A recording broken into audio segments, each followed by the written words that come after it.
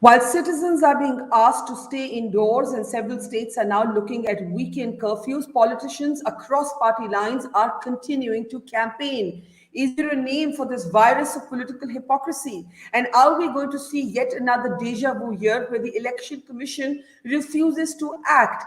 That is what we will be looking at the program today. I'm Barkha Dutt and you're watching the Mojo Story. Let's take a look at the key developments at elections taking place in COVID season yet again. We are seeing the first set of cancellations take place. The Congress in Uttar Pradesh, citing COVID, has called off its rallies till the 15th of January, but not taken a uniform decision for all states. Yogi Adityanath too had a scheduled rally in Uttar Pradesh that has been called off, citing the same COVID concerns.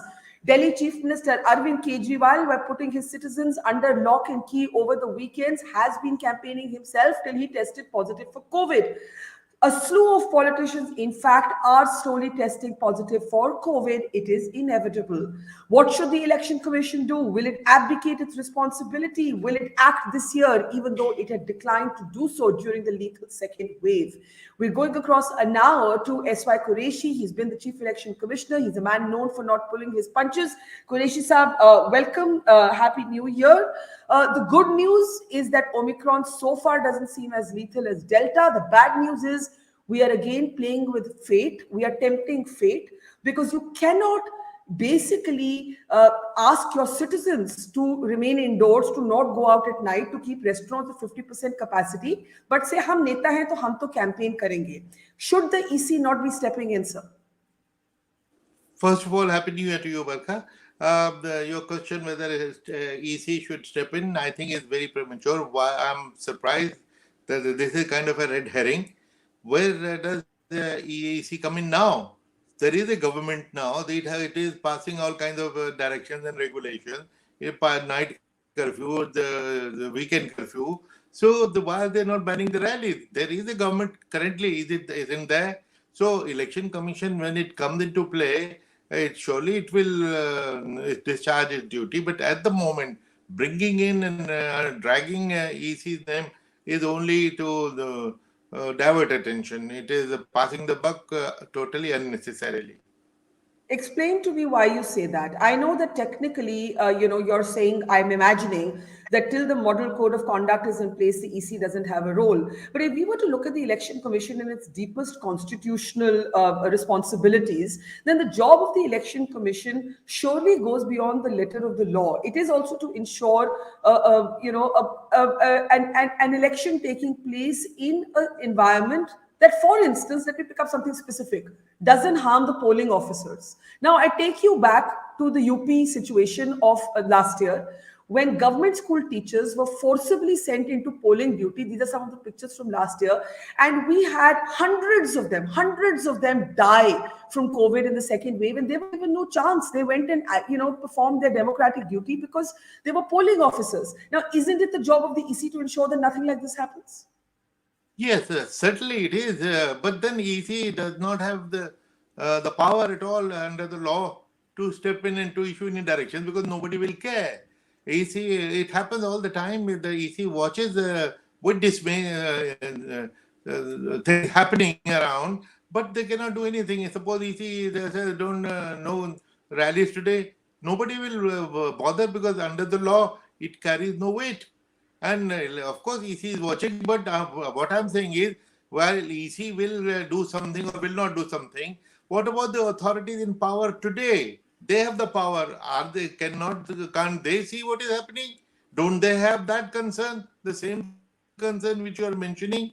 So the guys who are in power today and who are issuing all kinds of regulations all the time, when they see this happening, at the same time say, when EC bans it, we will stop it, which means we need is a danda. When the power is with us, ourselves, we will not do it. We will do it only when a third party tells us to, which is Election Commission. So that is passing the buck, and biding time. They want to do every possible rally which they had planned. So now I'm happy that today at least two parties decided to cancel the rallies because that is something which should have occurred to them earlier. Because now voluntarily the giving up the rallies is of course the best idea, ideal solution. But what about the enforcement agencies? They have the power today. You and I are challan if you are sitting alone in the car and not wearing a mask. Who had issued that instruction? Not the EC. The government, the same government can ban So, the rallies so and is yeah. this so is this the responsibility right now of the central government, or is it up to individual governments? For example, the Prime Minister today, very angrily worded statement from the Home Ministry. The Prime Minister today sat on a flyover for 20 minutes because his cavalcade was surrounded by protesters in Punjab. Those are the images you're seeing from there. And the Prime Minister then had to abandon his scheduled gathering in Punjab, obviously holding the state government there responsible for what happened. A very angry statement coming there from the central government. When you say it is the job of the government, of the authorities, to ban rallies, which government, central, state, both? How does it work according to you? No. In any case, this Punjab issue is absolutely different and separate.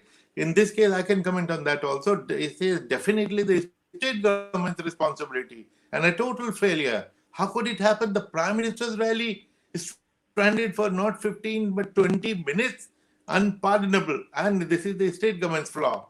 The central government doesn't come in. Let's go back to But those images where the Prime Minister was stuck, and we'll just briefly get you to speak about it. You're saying it's unpardonable. Can you speak a little more to whether this is an unprecedented situation where India's Prime Minister has been stuck in a cavalcade on a flyover for 20 minutes? yes, I've never seen such a thing because all the roads are cleared for prime minister's travel, and so how could such a thing happen? Suddenly, the crowd come in. They could not have come suddenly. Would have been some planning. Prime Minister stranded for 20 minutes is unthinkable and unprecedented and So unpardonable, as I you said. so you do believe it's a security lapse? It's a major security lapse. And who do you hold responsible for it? The state government for sure. And of So course, in this central intelligence could not also have been the blind. They should also known that something is brewing. So, but in any case, mainly it is the state government's responsibility. So let's come back to this issue of campaigns in election season. You see, it's a very ad hoc things that parties are doing. Congress, for example, has called off rallies in UP where it's not a big stake player. But these images you're seeing of Congress rallies in Punjab where it hopes it has skin in the game are not being called off. So just party ko jahan lagta hai ki unki chance hai wahan rallies are not being called off. Basically, that's how it's working. You say it's a red herring to pass the buck to the EC. At which stage will the EC have a role? At which stage can the EC say, once the dates are announced, for example, what happens after that? Well, the moment EC announces the election schedule, the power shifts to them. The entire power is with them. And in fact, that raises another question. To me, if I was in the election commission, I would have announced the elections a month earlier. Already, if it is 10 days too late, because there are 21. I had written an article recently giving the state the way this calculation is done. 5 states are going to poll. They have different dates, and 4 of them in March. The earliest is Goa, which is 15th of March. Now we have to keep a safety margin of 4-5 days. So shall we say 10th of March? By 10th of March, all 5 states should have completed their election. And now go backwards. Even if it is a single phase election for all, including UP, it takes at least 26 days. And on top of that, the Election Commission has a margin of 21 days, which they have already cut into by 10 days, ostensibly to allow the political party to finish their rallies. Now, that is not a very wise thing to do. In fact, as you say, everybody has been blaming the Election Commission. They are watching, where they are watching. Well, if they are watching, if I was the CEC, I would have, when I watched that the people are not observing any discipline, I would have advanced the election and then taken over and banned the rally, because they themselves will not ban.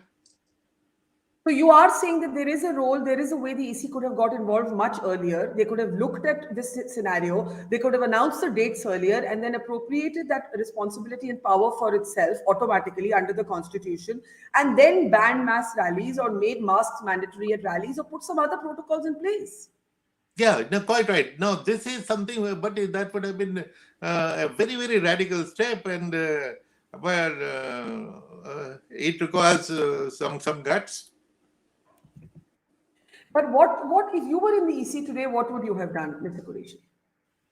No, as I said, that if we see that states are not following our guidelines and we can advance the election, the dates are in their hand. The election commission has flexibility up to 6 months before the last due date. Before. After the due date, not even 1 day's flexibility, because according to the constitution, on the last day of the current house, the house stands dissolved. You cannot delay the election by a week, because in that 1 week, president's rule will have to be imposed. I saw it happen. I was an observer in the field in Bihar in 2004, or was it 2005? There were elections in quick succession because they could not form the government for 3 days. President ruled. Why 3 days? They could say, what is 3 days? Let the current government continue, because the constitution doesn't allow that. So you're being a little contradictory, because on the one hand, you're saying the election commission cannot do much till the dates are announced. On the other hand, you're saying, given the situation, the election commission could have shown an imaginative agility, a proactiveness, and advanced the dates, and then been able to ban the rallies. Well, in a way, you might call it contradiction, but, as I said, it's a very, very drastic step. Now, if suppose I was there and I had advanced the election by a month, so all the rallies which were planned by the powers that be, making announcement of thousands of crores in each rally, because those rallies have been kept for the last day, because they don't want to keep a margin between the promises they make and the sops they distribute and the voting day, because if it is 2 months before, maybe people forget. So there has to be absolutely as close to the date of election as possible, which is why the rallies go on. We have seen it, and it happens in some other states as well. What should happen now? I turn your attention to the pictures, for example, of the Delhi Chief Minister. I'm singling him out only because he's just tested positive for COVID. And Delhi is a place where we now have a weekend curfew. Delhi is not the only state. There are other states also, across party lines that are looking at night curfews, weekend curfews. And you have these politicians then walking through these crowds. How can this political hypocrisy be acceptable to the citizens of the country, whether it comes from Kejriwal, Akhilesh Yadav, JP Nadda, Mr. Modi, Amit Shah, Priyanka Gandhi? It doesn't matter who. There is a sense here of complete political hypocrisy and complete confused messaging of COVID protocols. Yeah, obviously, it is for everybody to see that, for common citizens, there are some rules on restrictions, whereas for politicians, no rules. They're violating with impunity. What lesson, what message does it send? Definitely not a very good message. So, unfortunately, the curfew at night, curfew on weekend, and holiday, and rallies and crowd every other day, every other time, it makes no sense. What should happen now? Let's say the election commission announces dates in the next few days. After that, what would you urge the election commission to do? No, well, Barkha, I would like to say, what till then? Of course, election commission will announce in 2 days and 3 days. What till then? Till then, immediately, with effect from today, the authorities who imposed a complete lockdown on the nation, and the nation accepted it. They loved it. And all kinds of restrictions which have been imposed from time to time. The same authorities, which means the central government, National Disaster Management Authority, the state government and their state disaster management authority, even the district magistrate has all the power to regulate. Every district is regulating it differently. Even the DM has the power, but obviously stopping the top leaders' rallies will be too gutsy a thing for a DM to even think of. Although he has the power under the law. So at what level? At what level? You are calling Mr. Qureshi for the immediate suspension by authorities of all mass rallies. Is that correct? Absolutely, with effect from today. If it was possible with effect from yesterday, it should have been done. Now come to your question. What? No, wait. At which level can this be done? Because as you said, a DM is not going to do it. At which level can the suspension be called for? At least this state government. State government. So does that mean bureaucrats? Does that mean bureaucrats, or does that mean politicians? Surely it will be a political decision. It will be politicians' decision, and politicians take these decisions all the time. So let them do it. And if states don't fall in line, the central government, because central government has done it, and rightfully, legally, and absolutely appropriately, they should and could do it again. Okay, now to my question. Let's say this doesn't happen. Let's say the political parties, because they've shown no inclination to take this kind of decision. Let's say the EC announces the dates. What happens after that? Well, EC, after announcing the date, and if EC doesn't ban the rallies, EC will come in for a lot of flack, as they did in West Bengal. West Bengal rallies were happening, and lakhs of people turning up, and leaders enjoying the crowds, and they turned out to be mass spreaders. And election commission was watching and was being criticized day in and day out. Only after the leaders got exhausted and their rallies finished, in the after the sixth round, within half an hour of that, election commission banned the rally. Obviously, it was waiting for the rallies to finish. Now that is not on. That is, and for which election commission got a lot of flack. All that don't we remember till today? We are reminded of those rallies, are we not? So therefore, learning from past experience and a bitter experience, election commission, as soon as it comes into the picture, immediately it should put a ban. And who will be affected by the ban? Top leaders whose rallies were planned where they were going to make some announcements. So only they will get stopped, which is why they're keeping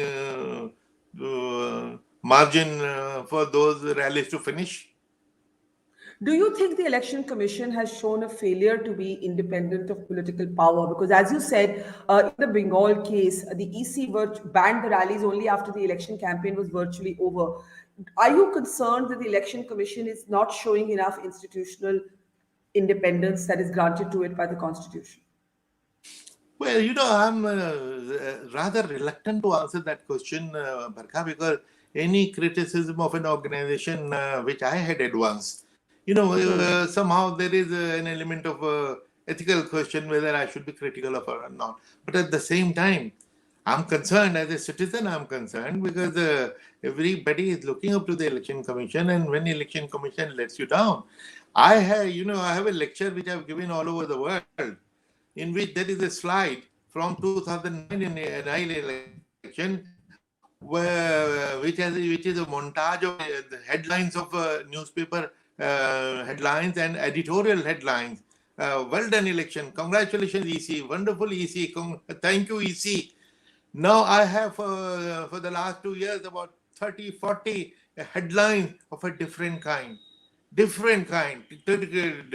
extremely critical of the EC, and every time I hear and see the criticism of EC, it hurts me, as if personally somebody is slapping me.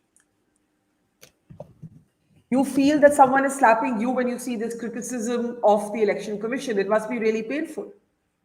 Yes, exactly. It is, because after all, this is an institution which has come up with the effort of 20-25 CECs so far. Everybody has contributed. And the reputations take years to build. And like a building, which we have seen some building getting demolished in 40 seconds, 20-storied building getting demolished in 20 seconds. So the building takes time, the demolition takes no time at all. So when we see the reputation of EC getting tarnished for whatever is rightly or wrongly, it hurts. Would you say the Election Commission's credibility, was already severely damaged? Of course, it was during the second wave. And if it fails to act immediately this time, as soon as the dates are announced, and presuming that rallies are not banned before that, then its credibility will be in tatters, given the third wave that is upon us. Yes, exactly. The fact that the whole country is looking up to EC, obviously the owners on EC will be so hot. They under the heat. If they do not act immediately, the very moment, in the very first announcement which they make of the election, if they don't ban the rallies, so people will question them for sure. Now, we're seeing these pictures of these mass rallies, but if we come out of these pictures, I want to turn the attention of our audience back to the people who often remain faceless, and those are the government employees that are sent for election duty. These are some of the families who lost loved ones. We, in fact, did a proper series on them, Qureshi Saab. These are just families of government school teachers in Uttar Pradesh who lost their lives in the hundreds because they were sent on polling duty for local elections. Imagine, for local elections that were not called off during the second wave. And these included a pregnant woman. I remember one of the most moving stories I had done was even on a pregnant woman who was forced into polling duty. These people were given no choice. Finally, the Allahabad High Court has ordered compensation for them. I'm extremely worried about what's going to happen if these campaigns go on. What happens to polling officers, to government employees who will be forced into polling duty against their will? Yeah, well, it's very unfortunate, very sad that it happened to the polling staff. But as you clarified, this was in the local body elections, for which Election Commission of India is not the authority. It is the State Election Commission. And mind you, Panchayat elections do not have the same sanctity as the Vidhan Sabha and Parliament elections. Panchayat elections still have the flexibility. We have seen for years in various states there was no Panchayat elections at all. So at least they could have been postponed. Now you have to see the figures of such casualties from the national, from the state elections of 2017 or national election held in UP in 2019. There were just a few cases, handful of cases, because the guidelines of the Election Commission of India are excellent. They are world-class guidelines. And just to remind your viewers, those kind of guidelines, one, to stop crowding, they will not have this kind of a queue. There has to be spacing as prescribed. The poll day was extended by an hour so that people can go at different time. The size of the polling station was reduced from 1,500 voters to 1,000 voters. For which they required creation of more thousands of new polling booths, which happened, and of course the usual sterilization of the area and sanitization, and everybody was provided a mask, and even gloves were provided to the voters because they were going to press a button in a machine. There, of course, on the side, I have a suggestion that instead of gloves, which are a little more expensive, since the only physical contact is the press of a button on a machine, maybe just a balloon for a finger would be totally inexpensive. That could be considered by the Election Commission. So, but then my point is that their guidelines were perfect, and which is why they did. Bihar elections were excellent. Bihar is a very big state, and they did it at a time when the problem was a lot more serious. We hardly knew how to control this pandemic. We were still experimenting, but still in at the peak of pandemic, they did excellent elections. Later on in Tamil Nadu and Bengal, etc., elections were held with these guidelines. They are excellent. Let me ask you in the end, though. You have called for the immediate suspension of all mass political rallies, campaigns. It is not my optimistic belief that that will happen. So I feel that this decision eventually will have to be the Election Commission's. If the EC does not immediately, as it announces the dates, also suspend campaigning, what would you take away from that? Well, obviously it will come in for a lot of criticism, because it is not that the entire campaign has to be suspended. Only the rallies, because in the rallies there are crowds. Now, door-to-door campaign is fine. Electronic campaign is absolutely fine. Electronic media, television, there are 100 ways. Print slips, leaflets, and put it under the doors. The flags, banners, all cycle rally, a motorcycle rally for 5 kilometers. So it will create a very great visual impact. People from their houses and balconies will see, for half an hour, 1 hour, a rally going, but keeping a distance. So these are a commonsensical thing to do. There's no rocket science there. Well, I think, as you've said, the Election Commission's credibility is at the heart of what happens next. I take your point that the politicians have, of course, shown absolute irresponsibility. But I do hope that the EC acts if the Netas fail to do so. Quraishi Saab, and I hope they heed your words. Thank you so much. Pleasure having you, and we'll have you back soon as there's more clarity and the dates are finally announced. Thank you so much, and see you soon. Goodbye. Thank you. Thank you very much. It's great to see you here. Thank you for watching our work. If you haven't subscribed yet, don't forget to click the bell icon and subscribe to Mojo Story and support independent, robust journalism.